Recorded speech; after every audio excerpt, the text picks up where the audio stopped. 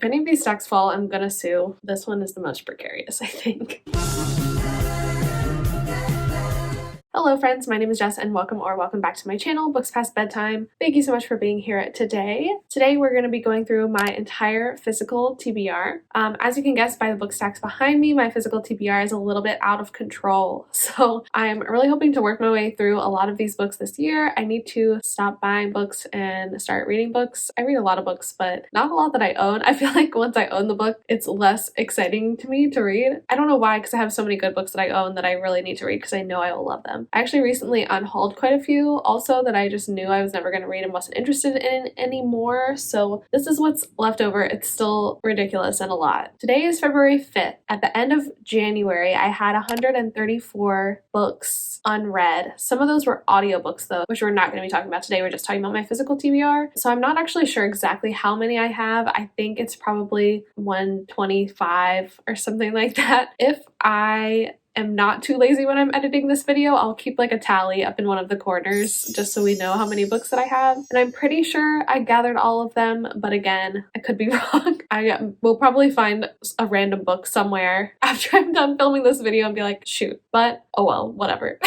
That's enough of me rambling. Let's just jump right into all of these books. I'm gonna try and go quick, just do like title, author, maybe like genre, or else we will be here forever. So let's just get into it. These aren't in any particular order. This is how they've been like in my hallway, these books. Like I don't have bookshelves in my new apartment yet, so it is what it is. This is a bad place to start, but the first three books that I'm going to talk about are Stephen King books, and I actually don't really count them as part of my physical TBR because I didn't purchase them. I stole them from my parents, but I have them here as a physical book that I haven't read yet, so I'm just going to throw them in this video. The first one is Sleeping Beauties by Stephen King and Owen King. It's a book he co-wrote with his son. This is about this world where women, when they fall asleep, they form this like cocoon and then they're stuck in there or something. I don't know. It's horror. Next, I have The Outsider by Stephen King. This is like a crime thriller, I think, about a young boy who is murdered. And then I have The Institute by Stephen King. This is, I think, about a kid who's telekinetic, potentially. I also have A Wonder by Emma Donoghue. I think this is a historical fiction and it is set in Ireland. Then I have A Woman Is No Man by Edith Rum. This is a multi-generational family saga story. Then I have The Last Tutor by Philippa Gregory. This is historical fiction about the Tudor family. The Lost Apothecary by Sarah Penner. This is a historical fiction fantasy that follows this woman who makes potions to help women deal with the horrible oppressive men in their life. I have The Night She Disappeared by Lisa Jewell. This is a dual timeline crime thriller. I have Everything We Didn't Say by Nicole Bart. This is another crime thriller. I have We Were Never Here by Andrea Bartz. This is a thriller about this woman who keeps murdering the men she dates in self-defense. I have When the Stars Go Dark by Paula McLean. This is another crime thriller. I have The Ex-Hex by Erin Sterling. This is a Halloween-themed romance. I believe the main character is a witch. Malibu Rising by Taylor Jenkins Reid. This is a historical fiction set in the 70s following the children of a famous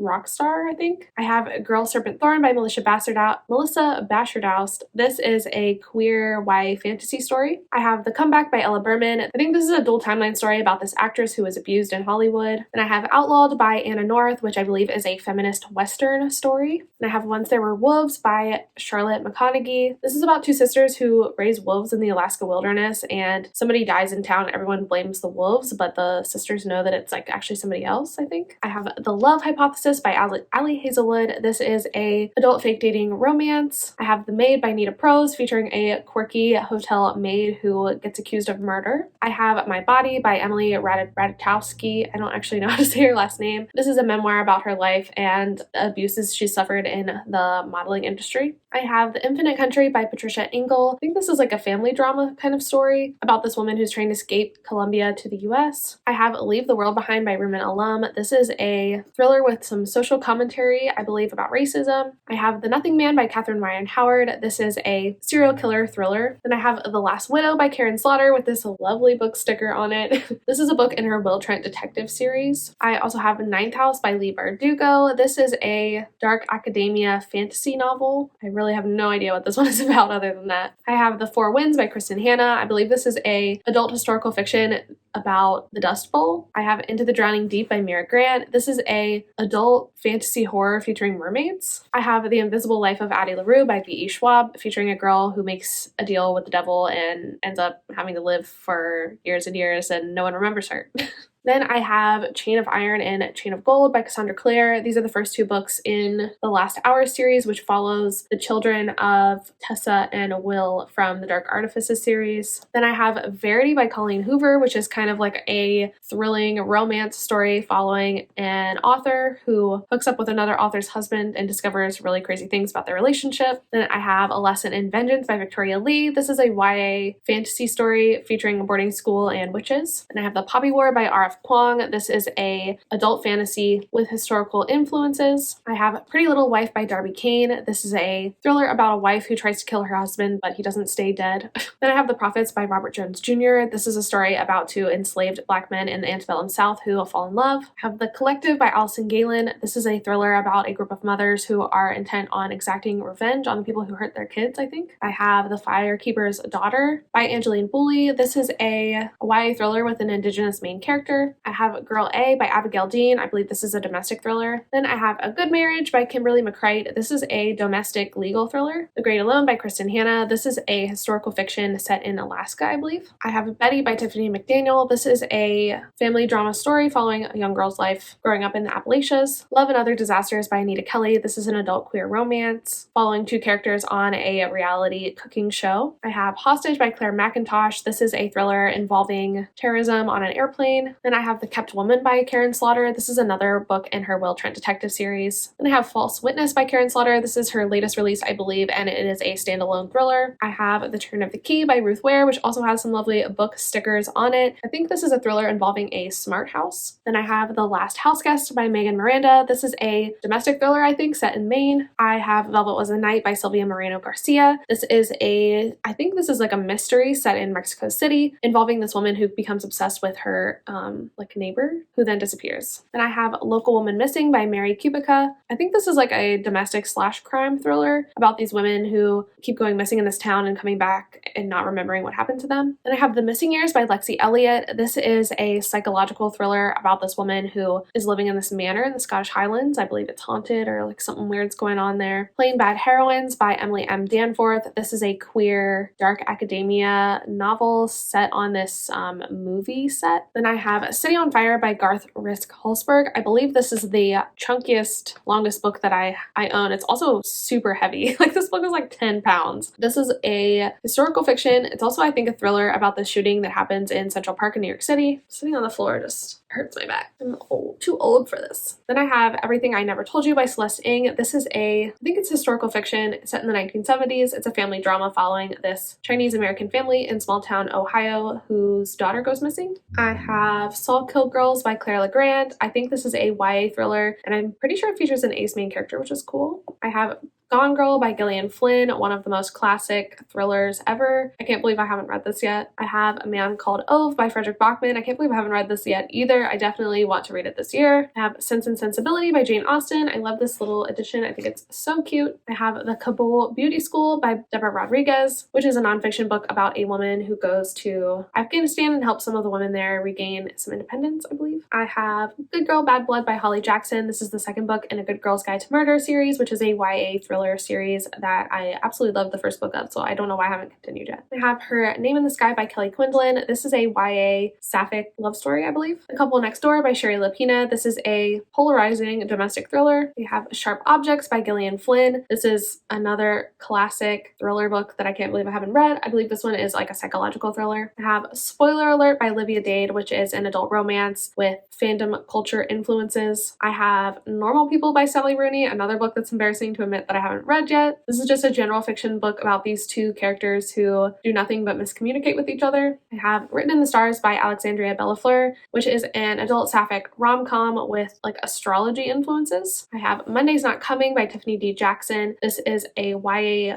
thriller, I believe. I feel like Tiffany D. Jackson's books are always like multi-genre, multifaceted. They have a lot more going on than just the basics, but I think this is technically advertised as a YA thriller. I have Reminders of Him by Colleen Hoover, which this this far in, like I've read this much. I only have like 30 pages left, so it kind of counts because I haven't finished it yet, but I will be finishing it probably today. I feel like Colleen Hoover is hard to categorize. I would almost say this is like more women's fiction than romance, but it does have a romance element to it about this woman who got out of jail and is now trying to have a relationship with her daughter that she had while she was in prison. Then I have The Hunting Party by Lucy Foley. I really liked A Guest List by Lucy Foley, so I picked this one up. This is a thriller set in the remote Scottish Highlands. This pile is definitely not stable.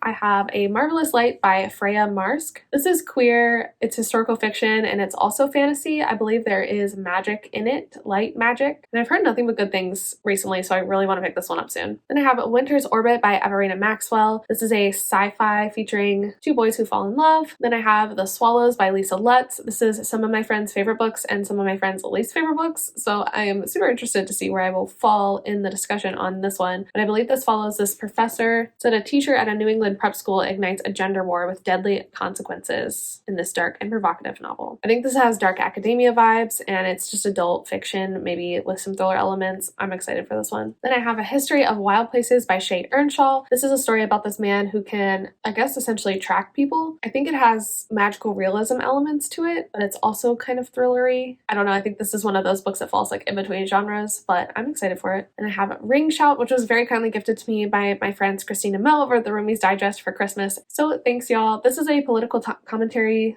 thriller. I think it's actually also magical realism or like a alternative history story. Yes, this is alternative history set in the early 1900s about these characters who are trying to take down the Klan. They're kind of like gunslingers though. It's political and social commentary, horror, and alternative history. Sounds amazing. Christina Mo also sent me All's Well by Mona Awad, which is so exciting. I'm going to read the tagline because it just like made me want to read this book immediately. It says, All's Well is the story of a woman at her breaking point and a formidable, piercingly funny indictment of our collective refusal to witness and believe female pain.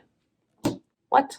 That sounds so good. So this is basically about this high school teacher who wants to put on this final play, All's Well by Shakespeare, but she suffered an accident and chronic pain, and I think things just kind of spiral out of control for her. Mona Awad wrote Bunny, which is one of the weirdest books I've ever read, so I would assume this one is also weird and subversive, but it sounds cool. I'm excited. Then I have The 7.5 Deaths of Evelyn Hardcastle by Stuart Turton. This is a mystery thriller following this woman who is killed, and she's kind of stuck in a Groundhog Day situation that will only end if this other man can identify her killer and break the cycle. Then I have Big Little Lies by Leanne Moriarty, which is probably her most famous book, but I have not read this one yet. But I think this is like domestic thriller, women's fiction. I have The Woman in Cabin 10 by Ruth Ware. This is a mystery thriller set on a cruise ship. I have Save the Date by Morgan Matson, which is a YA contemporary romance, I think following this girl whose parents are wedding planners. The Year of the Witching by Alexis Henderson. This is historical fiction, fantasy, I believe, about this girl who discovers her witchy powers in the era of the Salem witch trials. I Was Born for This by Alice Oseman. This is a YA contemporary romance between this girl and this boy band that she really likes. The Perfect Stranger by Megan Miranda. This is another domestic thriller. The Trouble with Hating You by Sajni Patel. This is a adult contemporary romance following these two characters who are arranged to be married, but the woman Leah, she refuses to be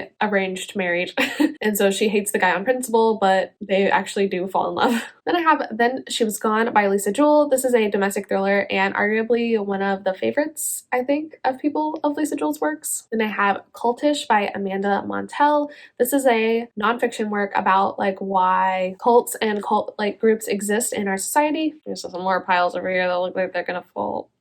Then I have This Is My America by Kim Johnson. This is about this young girl whose dad is on death row for a crime that he did not actually commit. The Summer of Impossibilities by Rachel Allen. This is a YA contemporary romance about all of these kids whose moms are friends and they always go on summer vacation together at this lake house. We Were Promised Spotlights by Lindsay Sproul. This is a YA queer contemporary romance about this girl who wants to take her girlfriend to prom, but they won't let her, I think, or something like that. That's the plot of the movie Prom on Netflix, but I feel like this is similar. Then I have White Smoke by Tiffany D. Jackson, which I think is another YA thriller. I actually thought this was like a haunted house horror mystery story, but somebody told me that it's about weed and I'm confused. We are on to our last stack. I wonder if I'm keeping count because I have no idea how many books this is. This is crazy. All right, and then I have Ace by Angela Chen, which is a nonfiction book about asexuality. I have Instant Karma by Marissa Meyer, which is a YA contemporary romance about these two people who hate each other, have this rivalry, but then they're paired lab partners. I've actually heard really bad reviews for this one, so I'm kind of apprehensive about this. If you've read this one and it's good, let me know. Otherwise, I might unhaul it. So let me know. Where'd You Go, Bernadette by Maria Semple, which I believe is women's fiction about this woman who disappears, question mark. We're gonna go with that. Detransition Baby by Tori Peters. This is a book about queerness and gender and motherhood and the trans experience. The Last House on Needless Street by Katrina Ward. This is a haunted house thriller, I believe. Inland by Tia O'Bray. This is historical fiction set in Western United States during the late 1800s. The Whisperer by Donato Carisi, which is an adult crime thriller. The Final Revival of Opal and Neve by Donnie Walton, which is historical fiction set in the 1970s following a young Black female punk artist who is before her time. The Gallery of Unfinished Girls by Lauren Kartz. This is one I always see on my shelf and I'm like, should I unhaul that? But then I read the description and I'm like, that actually sounds really good. I don't know. This is a YA magical realism story and I think it's also queer. I need to finally read this book because I think it's one that's been on my shelf for the longest out of all of these books. Then I have the first two books in the Aurora cycle by Amy Kaufman and Jay Kristoff. And these are YA sci-fi heist stories, I think. And then I have the second and the third book in the Diviners series by Libba Bray, Lair of Dreams, which is the second book, and Before the Devil Breaks You, which is the third book. This is a YA fantasy series set in the 1920s, following this like ragtag bunch of people who can do magic and are like creatures. I really need to probably reread the first book if I'm going to continue this series, but I have the first one too, but I've read it before. I don't know if this is a series that I should read at this point, so I might unhaul these, but if you really think I should read them, pitch it in the comments. I lied. This is actually the last pile, so we've still got some more to go. Oh my god. And then I also have Midnight Sun by Stephanie Meyer. I don't know why I haven't read this yet. I was so excited when it came out, and I even reread like all of the other Twilight books, but I don't know. If for some reason you don't know, this is Twilight, but from Edward's perspective. Oh my god, I can't believe I have another stack that I forgot about.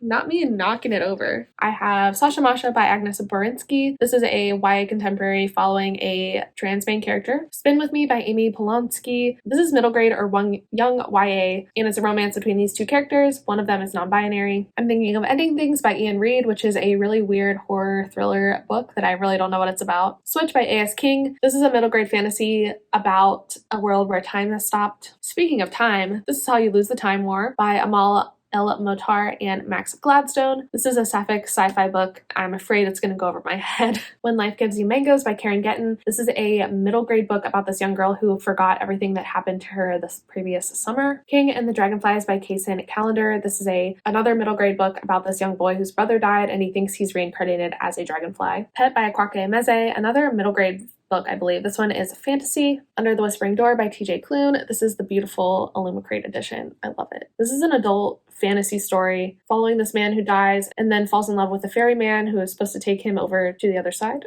Here is the third book in the Good Girls Guide to Murder series by Holly Black by Holly Jackson. This one is called As Good as Dead. Middle Game by Shauna McGuire. This is an adult fantasy story about superheroes or something. Blanca y Roja by Anna Marie McLemore. This is a YA magical realism story. It looks like it's a retelling of The Ugly Duckling. Potentially. Rebel of the Sands by Alvin Hamilton. This might be the actual book I've owned the longest of this whole TBR. I believe this is a Arabic inspired YA fantasy. Then I have The Toll by Neil Shusterman. This is the third and final book in the Scythe trilogy. I don't know if that's what the actual series name is called. I've read the first two. I'm currently in the middle of rereading the second one, and I have been doing that for like a year, not gonna lie. But I've never read this last one, so I definitely would like to finish this series this year if I can, because I really love the first one and the second one. And this is basically a YA dystopian series where death has been eradicated. So they have these people called scythes who are supposed to go and cull the population. They decide when people die. It's a population control thing to keep Earth from being overcrowded. The Gilded Ones by Namina Forna. This is a YA fantasy story. A Curse of Roses by Diana Pingucha. This is another YA fantasy story. This is sapphic and set in Portugal. Those Who Pray by Jennifer Moffat. This is a YA thriller involving cults. Witches Steeped in Gold by Sion and Smart. This is a Caribbean-inspired YA fantasy. And I have Dry by Neil Shusterman and Jared Shusterman. This is a YA apocalyptic dystopian novel where water has run out of this world, I think. Yoke by Mary H.K. Choi. This is a YA contemporary following two sisters. The Bridge by Bill Konigsberg. This is a YA hard-hitting contemporary following these two characters who are both attempting to take their own lives on the same bridge when they run into each other, and then they have like a kind of, I don't know what the trope is called, but they see what the different decisions they can make in the situation, how they would play out. Like, I can't think of anything. You know what I mean. Horrid by Katrina Leno. This is a YA horror book. I don't actually even know. That's all I have. Okay, this is the last actual book in my stack, and that is Drive Your Plow Over the Bones of the Dead by Olga Tokarczuk. Definitely didn't say that right. I'm very sorry. This is translated fiction. It is a thriller about this woman who's wrongly accused of this crime, and she sets out to prove that she is not actually the one that committed the crime. And that is every single book on my physical TBR as of February 5th, 2022. I definitely hope to work through some of these books this year, especially I have a lot of books on this stack that are really short, so I'm thinking about doing a 24-hour readathon where I read all of the shortest books on my TBR just to get them cleared out, efficiency. But there's a lot of other books too that are just, I think will be really good. I want to try and plan a couple videos reading the books that are on my own TBR. Hopefully I can do that this year. I think I definitely can. So I am super excited to get to all these books. If you see one of your favorite books in this stack that I went through, please let me know in the comments down below. Tell me which ones I should prioritize, which ones I should read immediately, or if there's any that sucked and I should just not waste my time and unhaul them, please let me know that as well. But yeah, that's going to be it for me today. Thank you so much for watching this video and hanging out with me. If you would like to see more from me, don't forget to subscribe and like this video. You can also follow me on Instagram to see what I'm reading on the day to day. I think I always point to the wrong side of the screen. I think it's over here. And yeah, I will see you on the next one. Have a great day. Bye.